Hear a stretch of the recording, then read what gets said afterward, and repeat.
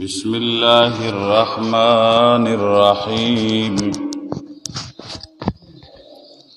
لقد سمع الله قول الذين قالوا إن الله فقير ونحن أغنياء سنكتب ما قالوا وقتلهم الأنبياء بغير حق ونقول ذوقوا عذاب الحريق ذلك بما قدمت أيديكم وأن الله ليس بظلام للعبيد الذين قالوا إن الله عهد إلينا ألا نؤمن لرسول حتى يأتينا بقربان تأكله النار قل قد جاءكم رسل من قبلي بالبينات وبالذي قلتم فلم قتلتموهم إن كنتم صادقين فإن كذبوك فقد كذب رسل من قبلك جاءوا بالبينات والزبر والكتاب المنير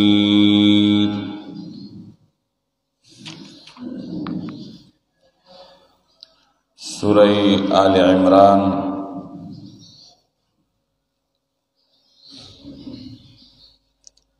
سلور حصیو سلورم حصہ شروع پائی کی بیانو د جہاد و انفاق فی سبیل اللہ تعالی یو باب ذکر شو پائی کی آغا اصول چه سر کامیابی راتلا او آغا اصولو چه آغا علتونو چه داغی سر شکست وجه معلومی دی اس دی زینا تریوسل اتیا نمبر آیت پوری د اهل کتاب درې قباحتونه او نقصانات بیانوي یو نقصان داغیو د الله رب العزت بے ادبی کول دویمون انکار د پیغمبر علیہ السلام د اتباعنا په دلیل کاذب او دریم نقصان و داغی کتمان الآیات کم آیاتونا چه در رسول اللہ صلی اللہ علیہ وسلم دا اتباع پا بارکیون و داغی پتاول پا دیمینس کی ترغیب دے جہاد او انفاق فی سبیل اللہ تعالی تا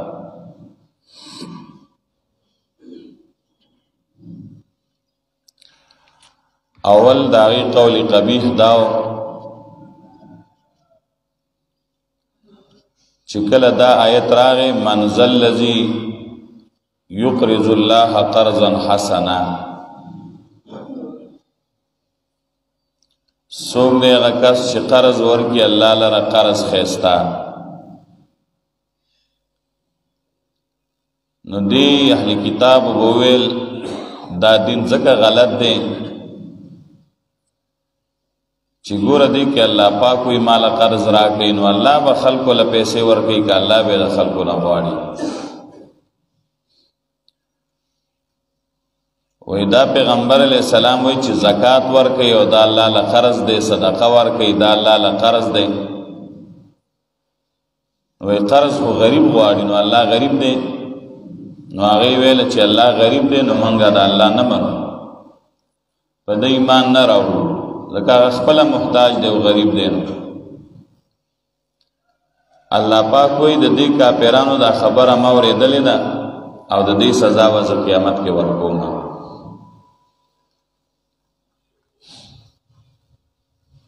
اصل خبره دا ده چې قرآن عظیم کې بار بار داسې آیت راځي واقرض الله قرضا حسنا من ذا الذي يقرض الله قرضا حسنا په دې کې چې دنو مقصد څه دی دا مقصد نه دی کوم چې د کافرانو مراد کوو چې ګنې نعوذ بالله الله محتاج دی غریب دی بې وسه دی او هغه د مخلوق نه ګنې قرض او امداد غواړي دا خو کفر خبره ده د دې مقصد دا دی چې ګوره یو سړی چې د چا نه قرض واخلي نو د هغه چا نه چې اغستی د هغه یقین دی چې دا پیسې زما دي دله مې ورکړي دي لږ وخت دپاره او دا به ماله واپس دی راوړي نو دلته م الله پاک په دغې بنیاد باندې وایي دا الله پاک ځان له نه اخلي چې مال یې راکړه الله وایي په زما په دین کې ولګوه په یو غریب یې ولګوه او دا مه وایه چې بس ګنې لاړې ختمې شوې دا یقین وکړه چې څنګه هغه څوک چاله قرض ورکړي او د هغې یقیني چې دی به ماله واپس راکوي نو تم دا یقین کوه چې د دې بدله به ماله الله راکوي دا به خامخا تاله الله پاک د دې بدله آخرت کې درکوي دنیا کې بدله ګټه درکوي آخرت کې بدله د دې اجر او ثواب درکوي دنیا کې به مصیبتونو نه محفوظ شي الصدقه رد البلا صدقه مصیبتونه واپس کی آخرت کې بدل الله اجر درکړي دای د الله د غریبۍ په اعتبار نه دی ویلي چې هغه غریب دی او تا ولا قرض ورکا دای په دې اعتبار ویلي دی چې ته یقین وکړه چې د دې بدله به تعالی الله درکړي نو کافرانو به غلط مطلب اغسته الله وی لقد سمع الله قول الذين قالوا ان الله فقير ونحن اغنياء په تحقیق سره اورېدلې د الله تعالی وینا د کسانو چې هغوی ویلي ان الله فقیر یقینا الله غریب دی ونحن اغنیاء او موږ یو مالداران ګوره وی الله موږ نه قرض غواړي الله وی سنکتب ما قالو زر دې چې وبلیکو موږ هغه چې دی ویلي دي من به ولي کې نه زمون پرشتي به د دې په عمل نامه کې ولي نو لیکل صرف نری بیا به دې تپوسم ته کیږي نو یو نقصان داو دویم وقتلهم الانبیاء بغیر حق او وجلد هغه پیغمبرانو لره به جرما دام الله اوریدلی دی ولیدلی دی دا حالتونه چې دای تب الله پیغمبران راولېګل نو دای به هغه وجل دای به ته الله تپوس کې دام لیکي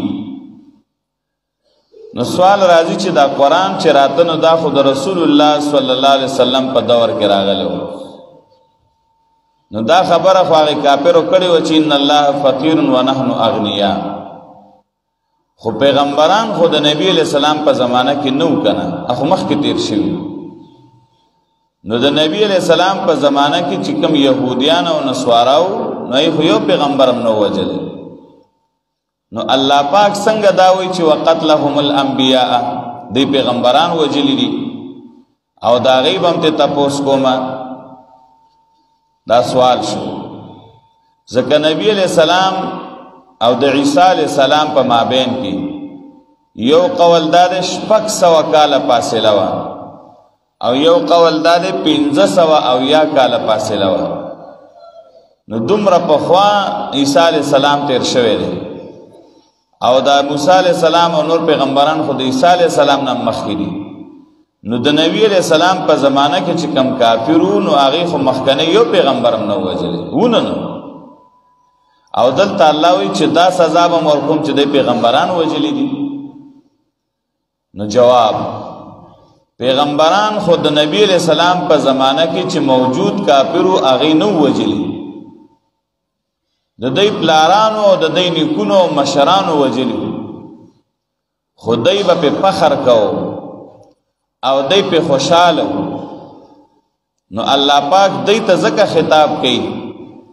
چې ګوره دا مسله واوري یو ګناه ده چې په خوا شوی ده ته پکې ډوې نه خو ته په خوشاله چې خکار شوی دی نو ته داسې ګناهګار لکه چې دا ګناه تا په خپل کړی نو دی خو پکیونه خو دی په خوشاله او فخر به کو زمون پلارانو دونه پیغمبران ګوره وجلی دي ښا نو دا به خپل یو بادری ګڼله یو صفت به کو نو الله وی چې تاسو خو هغه وخت کې نه وای خو خوشاله پیي نو سزا به تاسو لم در کوما نو دین دا مسله معلومه شو چې یو ځای کې ګناه کیږي او ته پکې موجود نه خو ته مړی هي ما ته چاوي چې ته ګوره نن پلانی ځای لاړ شه چې نن نوې تلې د ګناه ځای تلې وې نو خمازه به کړې و او ته بیا وې راځي دا کار ښه کار شوی دی که زه پکې دا ګناه ما نه دا کړې خو لکه چې چا کړې ده نو ښې کړې دي نو ته داسې ګناهګارې لکه څنګه چې هغه چا کړې ده هغه ګناهګارې او که یو ځای کې ګناه کېږي او تا هغه ځای کې موجود یې خو ته کوشش کوي چې دا ګناه منع شي او ته پړه کې ډېر خپای پاغې خو وس دې نه رسېږي نو ته داسې پاکې د ګناه نه لکه چې ته پکې ډوبې نه ځکه چې الله پاک بندله د هغه په نیت باندې اجر او ثواب او دارنګې عذاب ورکوي نو ګوره که ګناه هغه بندولی نه شي نو کم سے کم پړه کې د هغې نه خفګان او نفرت وکړه هم به ته د ګناه نه بچ شي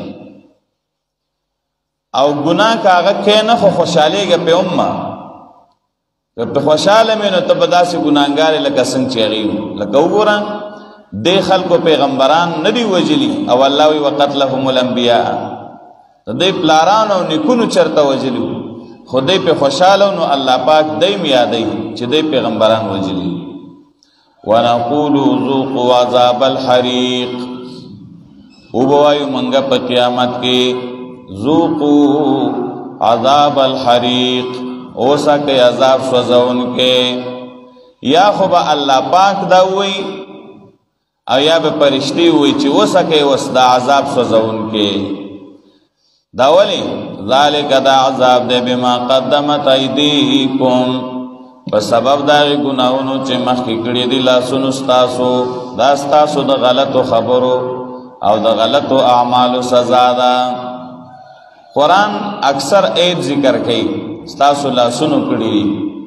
ځکه اکثر عمل په لاس کېږي که په خولې کړي د هغې په سزا لکه دا خبره چې ان الله فقیر ونحن اغنیا خو په لاس باندې ګناه نه وه پیغمبران په لاسونو وجلي وو خو دا خبره خو د خولې وه چې الله غریب دی مالداران یو خو دا دې وجې نه دا ټکې ذکر کوي چې اکثر ګناهونه په لاس کېږي مقصد د دې نه بسئ چې تاسو کوم ګناهونه کړي دي یو سړی یو خبره وکړي که نه نو بیا خلک ویره دا ټول کار سم وخه خو دا د پلاني د لاس وران شو نو هغه خو خبره کړې ده هغه خو لاس پکې څه نه دی استعمال کړی نه چاله سپېړه ورکړې ده نه ګزار کړی دی نو لاس نه مراد وجه ده د پلاني د وجې نه د هغه د عمل د وجې نه وران شو دلته هم دغه دی ذالک دا عمل دا سزا چې دا عذاب چې دی بما قدمت ایدیکم په سبب د هغې ګناهونو باندې دی چې مخکې کړي دي ستاسو لاسونو یعنې ستاسو بدنونو وان الله او یقینا الله لیس بظلام للعبید نه دی هیڅ ظلم کوونکی په هیڅ یو بنده باندې الله هیڅ چاله سزا نه ورکوي سزا چې ورکوي نو دا د بنده د عمل د وجې نه ورکوي الله رب العزت داسې نه کوي چې ګینې یو سړي ګناه نه ده کړې و هغه له عذاب ورکوي یو سړي نیکي کړې ده و هغې ته کمی نه دا بنده له چې لږه نیکي میلاو شوې ده لږ ثواب دا هم د هغه د عمل له کمي د وجې نه نیکي نه وه کړې که عذاب ورکوي نو دا هم د هغه د عمل د وجې نه الذين قالوا ان الله عهد الينا الا نؤمن لرسول حتى ياتينا بقربان تاكله النار دای بل قباحت چې دا د نبی علیہ السلام د اتباع نه انکار کول په چل ول باندې يهود سره خو دروغ بوجې ډکې وي او سم د باطل پرستو خلقو دا عادت ضعیف خبره منګړت خبره بی دلیل خبره د دروغ حواله دا پیش کړي او عوام خلق پاغه دوکش یهودو یو خبره کوله چې هغې ته بچاوي چې ګوره تاسو ته خو په تورات کې د دې پیغمبر بیان راغلی دی،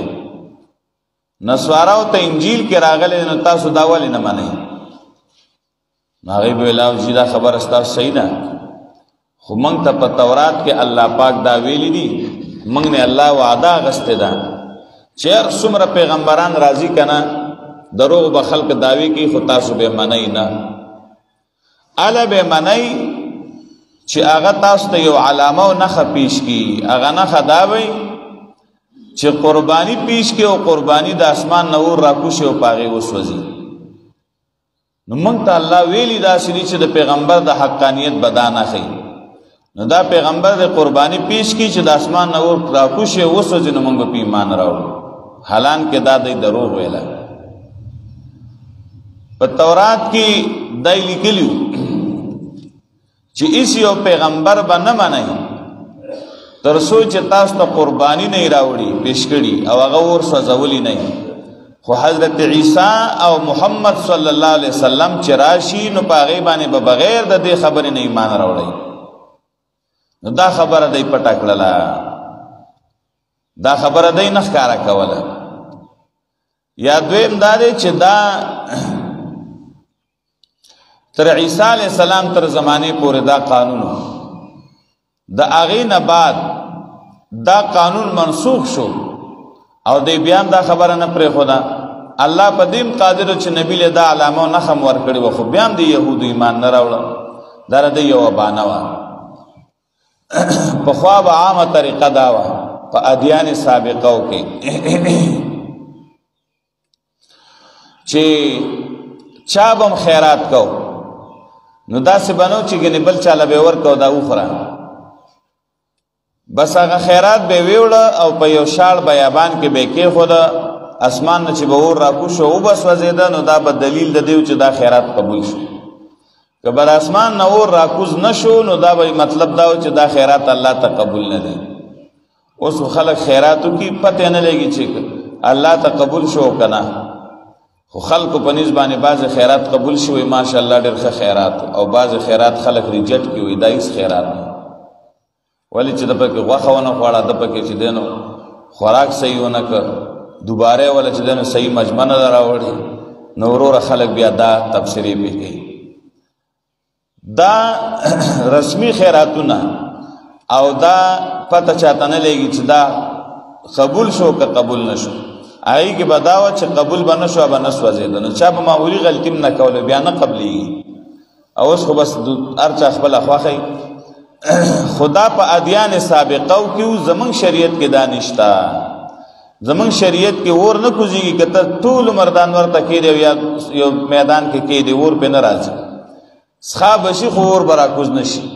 بس دغه ده چې ورکوی که الله قبوله کړه قبوله کړه او که نه وه نو بس لاړه.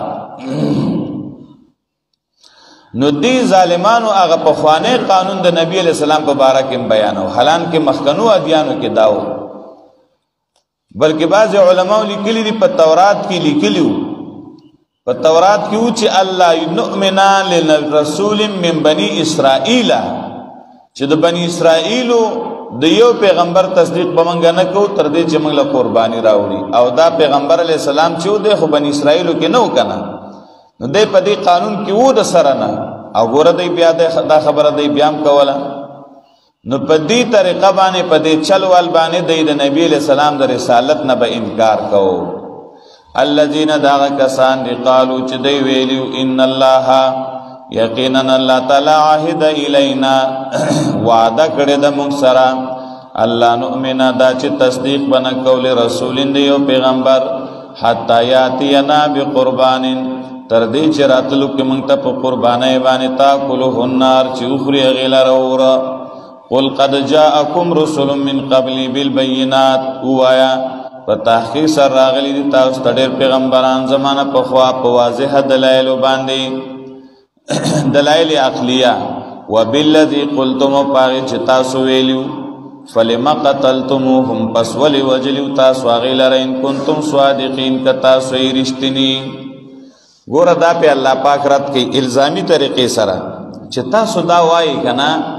چې موږ ته الله ویلي دي چې هغه پیغمبر به منئ چې قرباني پیش کړي او قرباني ور باندې وسوځي قبول شي، نو تاسو بیا هغه پیغمبر منئ. نو دوی ته وایي چې تاسو هغه منئ که نه، نو داسې ډېر پیغمبران پخوا راغلي دي، دلایل هم دله راوړي دي، دغه قربانیان هم پیش کړي دي، هغه سوځېدلي دي، قبول شوي هم دي، بیا هم تاسو ظالمانو هغه وژلي دي. نو چې تاسو دومره په د خپله خبره کلکې، نو تاسو هغه پیغمبران ولې وژل؟ خو دروغ وایي که نه، دا خو بانه کوئ. دومره پیغمبران په بل قوم کې نه دي راغلي څومره چې بني اسرائیلو کې راغلي، او دومره بل چا شهیدان کړي هم نه دي څومره چې بني اسرائیلو شهیدان کړي دي او وژلي.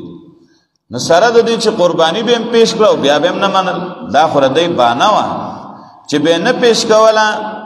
نو ویل به دا پیغمبر نه دی، ګوره قرباني پیش نه کړه او هغه اور نه سوځوله، او چې به یې پیش کړه او به سوځېده،